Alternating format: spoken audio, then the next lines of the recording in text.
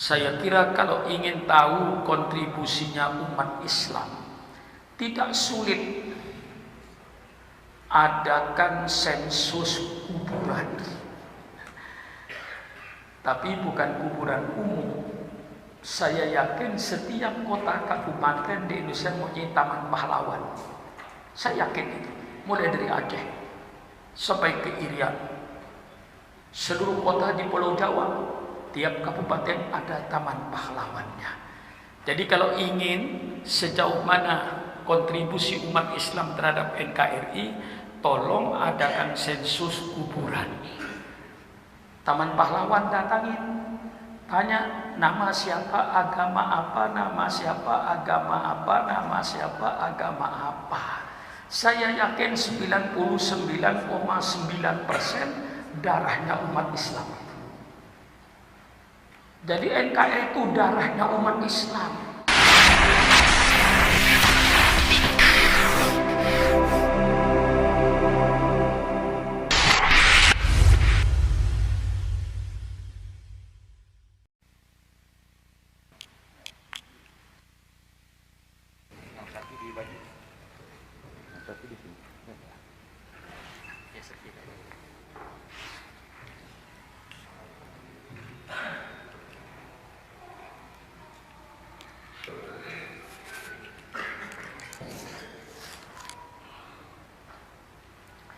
Sudah. Assalamualaikum warahmatullahi wabarakatuh. Waalaikumsalam. Bismillahirrahmanirrahim. Alhamdulillahirabbil alamin. Wassalatu wassalamu ala asrofil anbiya'i wal mursalin sayyidina wa habibina wa syafi'ina wa maulana Muhammad wa ala alihi wa ashabihi ajmain. Subhanaka la ilma lana illa ma 'allamtana innaka antal alimul hakim. La haula wala quwwata illa billahil aliyyil azim. Amma ba'du. Seluruh pejabat-pejabat pemerintah setempat, baik dari Majelis Ulama Kota Pekanbaru, dari jajaran Pak Wali Kota dan seluruh jajarannya yang saya hormati. Juga alhamdulillah saya masuk ke masjid ini, masjid yang cukup mewah, cukup besar, menjadi kebanggaan kita. Ini seluruhnya karena pengorbanan kita. Oleh sebab itu selalu saya menitik beratkan kepada umat Islam ini untuk cinta berkorban.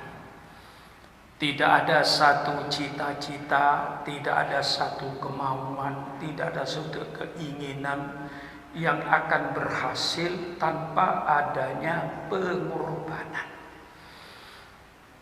Negara Kesatuan Republik Indonesia ini berdiri bukan hadiah dari Belanda, bukan hadiah dari Jepang. Tapi negara Kesatuan Republik berdiri ini di atas aliran darah bangsa Indonesia dan di atas cucuran air mata seluruh rakyat Indonesia. Berapa ibu yang jadi janda, berapa anak yang jadi yatim karena bapaknya gugur di medan pertempuran melawan Belanda. Inilah negara Kesatuan Republik Indonesia. Lalu sejauh mana kontribusi umat Islam dalam mewujudkan NKRI ini?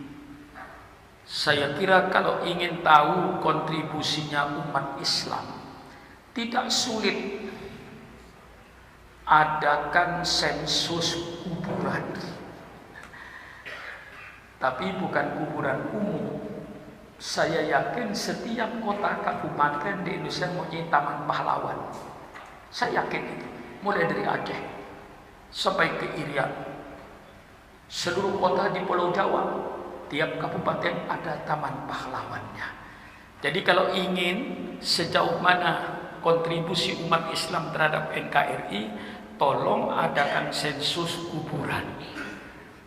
Taman pahlawan datangin, tanya nama siapa, agama apa, nama siapa, agama apa, nama siapa, agama apa. Saya yakin 99,9% darahnya umat Islam. Jadi NKRI itu darahnya umat Islam. Jadi kalau umat Islam misalnya mau dipojokkan gini-gini macam-macam, itu orang yang tidak tahu sejarah. Justru NKRI ulama ini. Kalau tidak karena ulama itu tidak ada NKRI. Ayo diskusi dengan saya. Pada tanggal 17 Agustus, begitu kemerdekaan diumumkan jam 10 pagi, jam 3 sore dari Angkatan Laut Jepang menghadap Bung Hatta. Kalau 7 kata ini tidak dicabut, kami Indonesia Timur tidak ikut. Berarti Indonesia akan pecah jadi 2. Republik Indonesia Barat, Republik Indonesia Timur. Jam 3 sore. Karena Pancasila yang dipakai oleh pemerintah pada tanggal 17 Agustus berbunyi negara Republik Indonesia berdasarkan ketuhanan dengan kewajiban menjalankan syariat Islam bagi pemeluknya, bukan bagi umat lain, bagi pemeluknya. Ini Pancasila tanggal 17 Agustus. Bunyinya negara Republik Indonesia berasaskan ketuhanan dengan kewajiban menjalankan syariat Islam bagi pemeluknya. Ini 7 kata disuruh coret. Padahal ini sudah hasil mufakat antara semua agama, termasuk yang tanda tangan waktu itu seorang Katolik bernama Maramis, tanda tangan setuju. Tapi anehnya sore jam 3 datanglah urusan Jepang ini minta dicabut. Tanggal 18 Agustus Bung Hatta mengumpulkan kembali 9 orang yang bermusyawarah ini untuk supaya bisa mencabut 7 kata. Karena kalau tidak cepat dicabut, waktu itu Indonesia Timur akan mengumumkan kemerdekaannya. Dan ini sejarah ini yang tidak semua orang tahu. Nah, dengan segala pertimbangan para ulama, cabut 7 kata ini. Lalu kompensasinya Maha Esa. Jadi tanggal 17 Agustus tidak ada Maha Esa, itu enggak ada.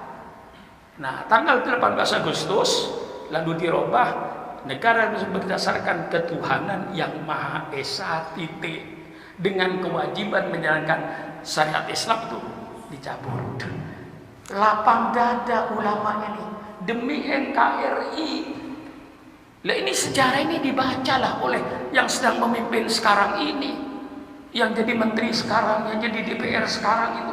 Jangan seenaknya sejarah dilupakan bahwa NKRI ini berkah karena ulama. Kalau seandainya ulama waktu itu bertahan, tidak mau mencabut 7 kata ini, NKRI tidak ada. Nggak ada NKRI ini. Tapi karena ulama lapang dada, cabut 7 kata, ganti dengan Maha Esa, terwujudlah NKRI. Ini sejarah. Nah, ini pengorbanan. Agama Islam diturunkan pada Rasulullah itu tidak langsung jaya. Jayanya Islam itu karena pengorbanan. Para sahabat berkorban, Rasulullah berkorban, bukan hanya berkorban harta ringan, berkorban nyawa untuk membesarkan Islam. Nah, alhamdulillah kita tidak jadi korban. Kita menjadi Islam ahli sunnah wal jamaah. Alhamdulillah. Dari mana ini? Karena pengorbanan orang sebelum kita, sehingga kita tidak jadi korban. Maka sekarang kita dituntut berkorban. Pak Indra dituntut berkorban. Untuk siapa kita berkorban sekarang? Bukan untuk kita. Kita sudah alhamdulillah jadi Islam ahli sunnah wal jamaah karena pengorbanan orang sebelum kita. Nah, kita sekarang dituntut berkorban. Untuk siapa kita berkorban? Untuk anak cucu kita, supaya tidak jadi korban. Supaya anak kita, nanti cucu kita tetap mengucapkan asyhadu alla ilaha illallah wa asyhadu anna muhammadar rasulullah. Kita dituntut berkorban. Kalau saya cerita sedikit ya, 5 menit lagi. Ya. Mengapa NU dulu itu besar? Karena dulu orang NU tuh mau berkorban. Ada yang jual sawah untuk bangun madrasah, ada yang jual kebunnya untuk bangun kantor NU. Dulu ada orang yang berkorban untuk masjid, diwakafkan tanahnya untuk masjid, diwakafkan tanahnya untuk pesantren. Termasuk pesantren saya di tengah-tengah ibu kota Jakarta itu, pesantren saya seluas 3,5 hektar. Tidak ada di Jakarta gubernur jenderal yang manapun punya tanah 3,5 hektar itu di tengah-tengah ibu kota. Mereka mau berkorban sehingga kita tidak jadi korban. Maka saya minta kepada masyarakat Melayu khususnya dan umat Islam, mari kita siap untuk berkorban sebagian harta kita. Korban untuk masjid di kampung-kampung supaya masjid itu hidup, majelis taklim hidupkan, yasinan hidupkan, tahlilan hidupkan, sehingga peradaban Islam kembali di tanah Melayu itu hidup. Itu perlu pengorbanan. Kalau setiap, ya barangkali saya tidak usah terlalu molok-molok lah. Kalau setiap orang yang merokok, saya kira ini yang merokok kira-kira 75% merokok ya. Mencari yang tidak merokok kadang-kadang susah. Setiap hari Jumat, inna yaumal jum'ati sayyidul ayyam. Hormati hari Jumat. Semua umat Islam di daerah Melayu itu berhenti merokok hari Jumat. Berhenti merokok, oke. Hari Jumat, menghormati hari Jumat. Saya tidak merokok. Uang rokoknya bawa ke masjid. Kalau tiap orang 20.000 tiap Jumat ke masjid di kampung-kampung, apakah tidak jaya masjid ini? Tidak usah berkorban duit yang ada di bank. Stop merokok hari Jumat. Ya, Bapak merokok enggak? Oh enggak, merokok enggak? Wah, kok banyak yang nggak merokok? Kok ngaku nggak merokok? Nah, yang merokok, yang tidak merokok, siapkan 20.000 ke masjid. Ini umat Islam menghina agamanya tidak terasa. Bahwa saudara menghina agama Islam tapi tidak terasa. Sekarang sudah terasa. Kalau sudah menghina agamanya, saya bongkar. Kalau tromol masjid lewat, dicari duit yang paling kecil 2.000.